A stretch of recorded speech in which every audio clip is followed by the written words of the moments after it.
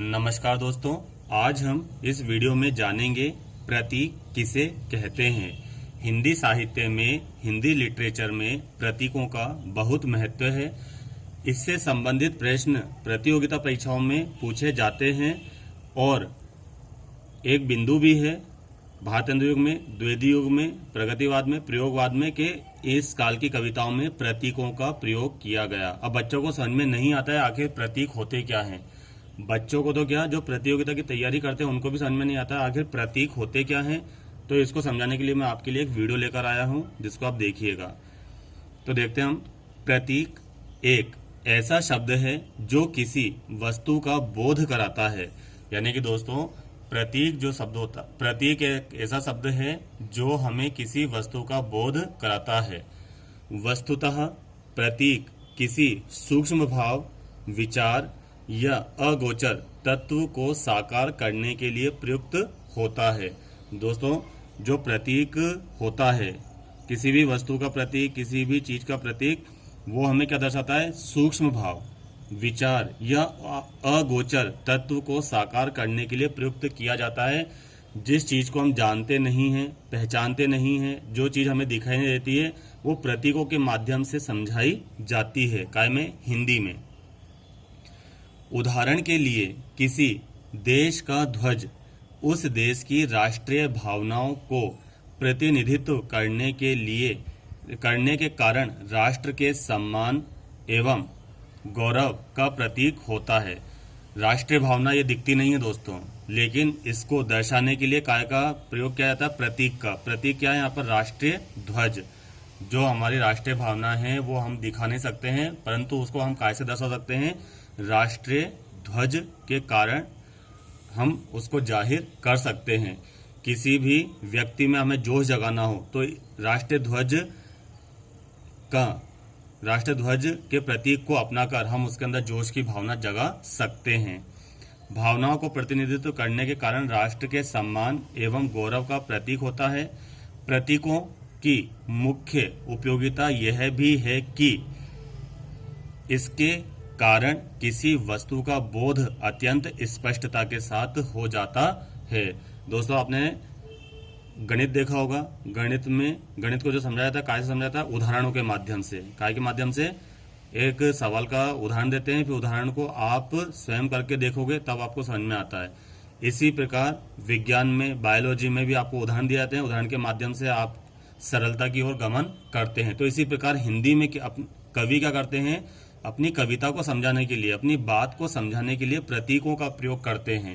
जैसे कि देखते हैं रहस्यवाद। तो रहस्यवाद के जो कवि हैं उन्होंने किसको अपनाया? प्रतीक के माध्यम से इसको। ये क्या है? ओम। फिर उन्होंने क्या करा? इस चिन्ह को अपनाया। ये क्या है? मुस्लिमों का चिन्ह है। फिर उन्होंने किसको अपनाया? इसको। यानी कि ये क्या हो गया? क्रॉस। क्या हो गया ये दोस्तों? ये क्रॉस। फिर उन्होंने किसको अपनाया? ये इसको। ये देखिए, रहस्यवाद को समझाने के लिए उन्होंने एक प्रतीक को अपनाया ताकि लोगों में अकल आ जाए कि पूरी प्रकृति क्या है? रहस्यवाद है। इसी प्रकार हम देखते हैं किस काल के कवियों ने किस प्रकार के प्रतीक चिन्ह अपनाए हैं लोगों को समझाने के लिए। तो हम देखते हैं सबसे पहले भारतेंदु युग और द्विवेदी युग में की कविताओं में हमें कौन कौन से प्रतीक चिन्ह देखने को मिलते हैं? राष्ट्रीय ध्वज, भारत माता, कलम, जंजीर, ज्योति, मशाल, भगवा। यानी कि इस प्रकार के जो चिन्ह हैं, जो प्रतीक चिन्ह हैं, इनको कविताओं में बार बार प्रयोग किया गया ताकि इनको देख देख कर, इनको पढ़ पढ़ कर, इनको समझ कर देश के युवाओं में राष्ट्रीयता की लहर दौड़ जाए। यानी भारत माता का सहारा लिया गया, जबकि भारत माता कुछ होती नहीं है, लेकिन भारत माता को बताया गया। कलम को बताया गया, कवियों की कलम कलम से आग उगलनी चाहिए। भारत माता को जंजीरों में जकड़ा हुआ बताया, जबकि भारत माता को जंजीरों में जकड़ी हुई नहीं है, लेकिन उन्होंने एक प्रतीक चिन्ह बना दिया ताकि लोगों में एक अलग जग जाए राष्ट्रीयता का। ज्योति, मशाल। इसी प्रकार हम देखते हैं प्रगतिवाद में। रहस्यवाद तो मैंने आपको बता ही दिया। प्रगतिवाद में कैसे उन्होंने प्रतीक चिन्ह अपनाए लोगों को समझाने के लिए कविताओं में? हंसिया। यानी कि उन्होंने हंसिया के माध्यम से समझाया कि जिस प्रकार हंसिये से हम क्या करते हैं? खरपतवार को काट डालते हैं, इसी प्रकार पूंजीपतियों की गर्दन उड़ा देना चाहिए। पगड़ी के माध्यम से किसानों को समझाया गया कि जब ये पगड़ी आपकी आन बान शान है तो ये पगड़ी पूंजीपतियों के पैरों में कैसे डाल देते हो आप। ठेला, मजदूर, पसीना, यानी कि पसीना बताया मैं, पसीना मजदूर बहाता है लेकिन उसे कुछ भी प्राप्त नहीं होता है। कुकुरमुत्ता, कुकुरमुत्ता सूर्यकांत त्रिपाठी निराला की रचना है, इसमें पूंजीपतियों का विरोध हुआ है। इसी प्रकार क्या है दोस्तों इसमें प्रगतिवाद में, सूरज,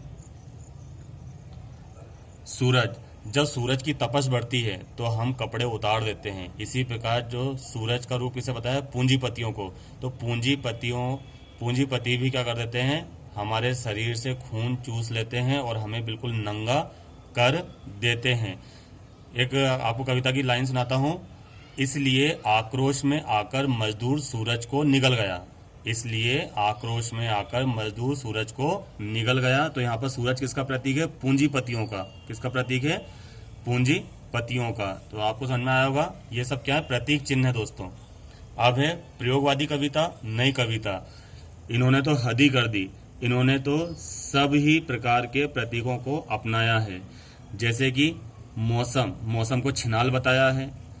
हड्डी, मांस के लोथड़े, चाट, पकौड़ी, कचरादान, गोबर, इनसे तो कोई भी चीज नहीं छूटी है।